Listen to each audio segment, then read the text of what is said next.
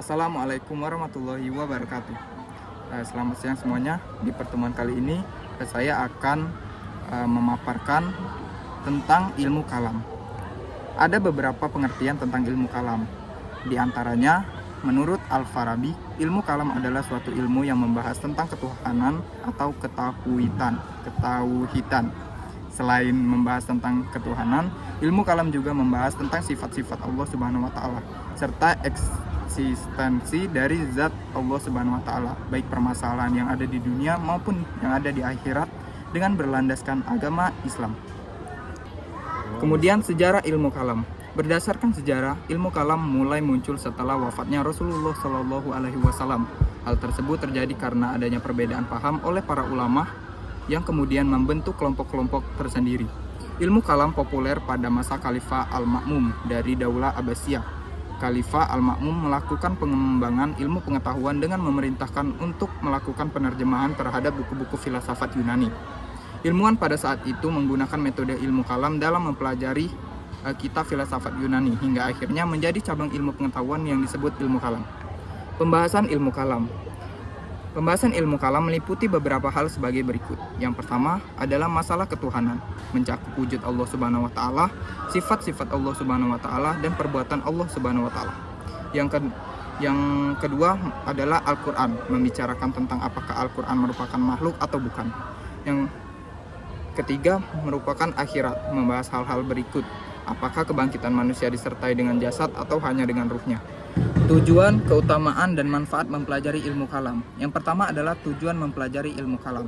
Tujuan dalam mempelajari ilmu kalam dapat menanamkan akhlak mulia kepada manusia sebagai perwujudan dari ajaran nilai-nilai akidah Islam.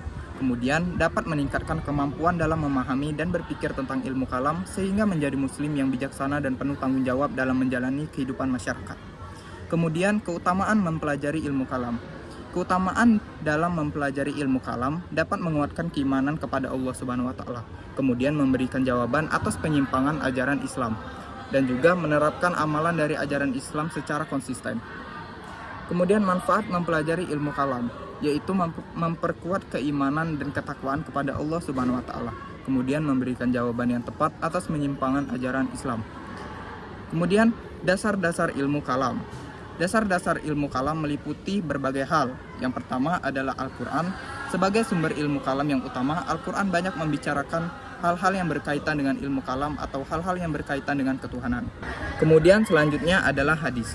Hadis Nabi Muhammad SAW merupakan sumber pedoman ilmu kalam yang kedua setelah Al-Quran. Hadis banyak membahas permasalahan-permasalahan yang termasuk pembahasan ilmu kalam. Salah satunya adalah pembahasan tentang keimanan.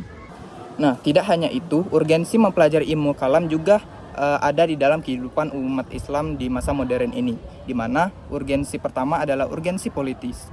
Istilah ilmu kalam berasal dari kelompok yang mengamati fenomena perpecahan politik setelah wafatnya Rasulullah Shallallahu alaihi wasallam. Hal ini yang menjadi letak urgensi politis ilmu kalam untuk menjadi pemersatu umat Islam dan menghindari pemicu perpecahan dalam tubuh umat yang masih ada hingga saat ini.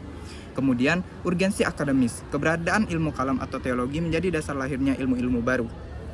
Sekian pemaparan saya tentang ilmu kalam. Saya mohon maaf jika ada kesalahan kata di pemaparan saya. Saya akhiri, wabillahi taufik walhidayah. Wassalamualaikum warahmatullahi wabarakatuh.